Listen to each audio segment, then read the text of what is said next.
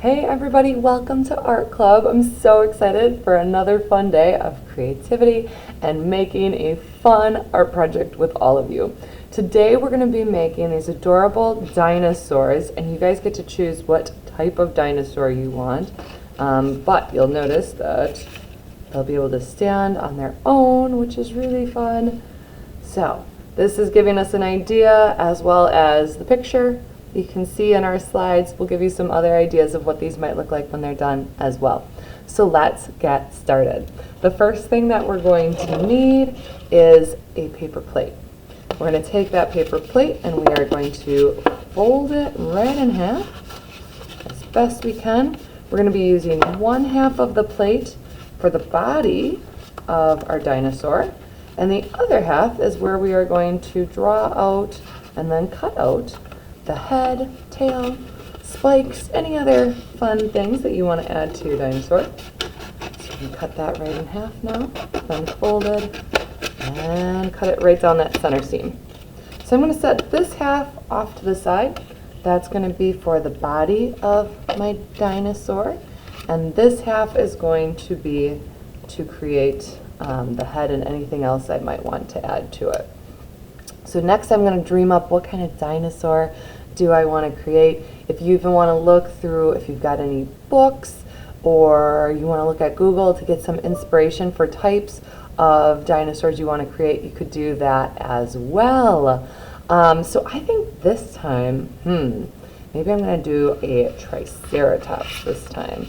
So I'm going to make my Triceratops head. So he's got 1, 2 spikes there, and then come on down and another spike here, and its mouth, and there we go. So we've got the head, and I'm going to need a tail for my Triceratops, right?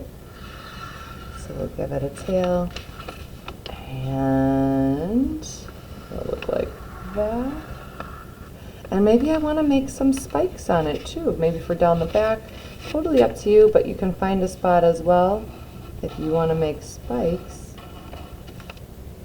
And kind of make a zigzag like this, and that way when you cut it, it's almost like you're cutting 2 spikes at once, which works out really well.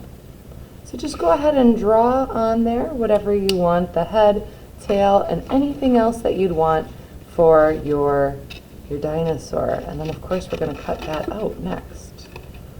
So giving that a cut out, and I'm not going to make you guys watch me cut all of this because I do have another one, obviously, that I've already got a start on. So I'm going to show you guys from here on the one that I've already started. So once you've got everything cut out, your next step then, just take this apart, would be to take the head, the tail, the spikes, and we're going to put a good amount of glue on that. And I also like to, especially since we're going to be moving this around a bit and painting it and decorating it, I also like to put a little bit of tape on there too, just to help hold the glue into place. So now that I've got my glue on there and my piece of tape, I can go ahead and press that together, and the tape will help hold it as the glue is drying. I added my spikes on there as well. So next, let's talk about the legs. So for the legs, what I did was I took either toilet paper roll or a paper towel roll, wrapping paper roll, whatever you got, any kind of cardboard tube will work, and decide how long do you want the legs to be. So look at your dinosaur and see, like, is it a dinosaur that has kind of shorter legs or longer legs, to decide where on here you want to cut your cardboard roll. So for this particular dinosaur, I wanted to give it a little bit longer legs, and since these are a little bit thinner rolls, it kind of worked out well for that. So I cut them so they're about the same. Now you can notice they're a little bit off, so I might want to give it a bit of a trim just to have them be as even as possible so that our dinosaur doesn't wobble around or fall down once it's standing up. So once I've got them about the same height, what I want to do next is I'm going to cut slits in it on either side. So I'll slit here, and then I'll do another one on the exact opposite side, like that. And I'm going to do the same thing to this one. So a slit here, and a slit on the opposite side. And those slits are going to work well for us to be able to slide the body of our dinosaur right on in, just like that. So there we've got our back set of legs and our, let's get it in there. There we go. And our front set of legs. So now we've got our dinosaur created, right? We've added the head, the tail, some spikes if you want to, and legs. So we've got it created, and see if it's standing here. My surface is a little uneven, but yes, that will stand, so we're good once we get it off of an uneven surface. So next I get to decide, how do I want to decorate my dinosaur? As you can see, I chose to paint it, so you could definitely do the same.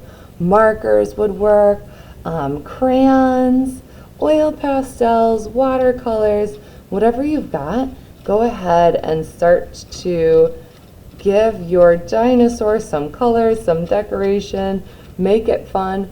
You can feel free once you've got it colored in however you like. You could always add some fun details to it as well. Maybe you add some beads, maybe you add googly eyes, some stickers, up to you because you're the artist. So decorate that dinosaur however you like.